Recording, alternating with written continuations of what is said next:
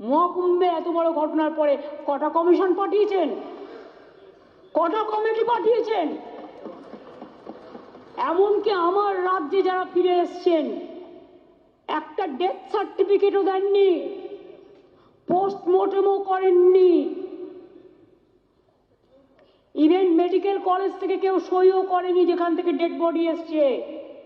শুধুমাত্র যাকে hand over করেছে তাকে সই করিয়ে দিয়েছে। আমি দেখেছি কাগজটা।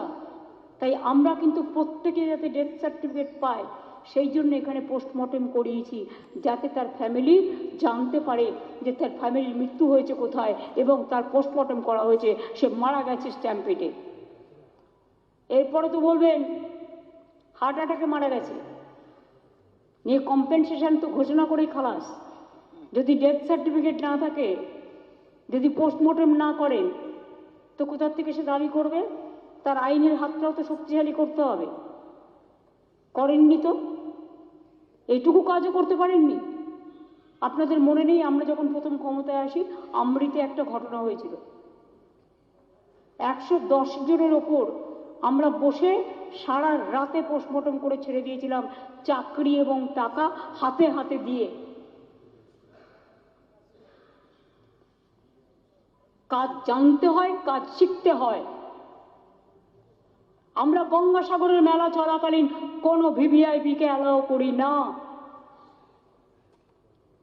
গঙ্গাসাগর মেলার আমি নিজে পরিদর্শন করি, আমাদের তার 6 মাস আগে থেকে মিটিং হয় এবং আমরা যাদের দায়িত্ব দিই 4-5 জন মিনিস্টার, অন্যান্যরা এমএলএ এবং অ্যাডমিনিস্ট্রেটিভ অফিসার, তারা 4-5 দিন আগে থেকে ওখানে চলে যায় এবং সবাই ফিরে যাওয়ার পরে তারা ফিরে আসে।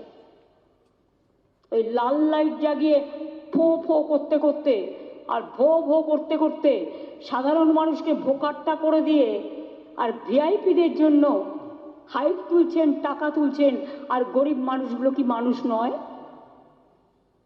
হিন্দু ধর্মের কথা যারা বলে গর্ববোধ করেন, আমিও গর্ববোধ করি, আমি হিন্দু ধর্মের লোক, কিন্তু আমি সর্বধর্মের লোক, এটা নিয়ে আমি বেশি গর্ববোধ করি।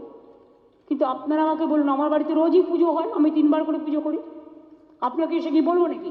ধর্ম যার যার হৃদয়ের ব্যাপার, ধর্মটাকে বিক্রি করে খাওয়ার জায়গা নয়।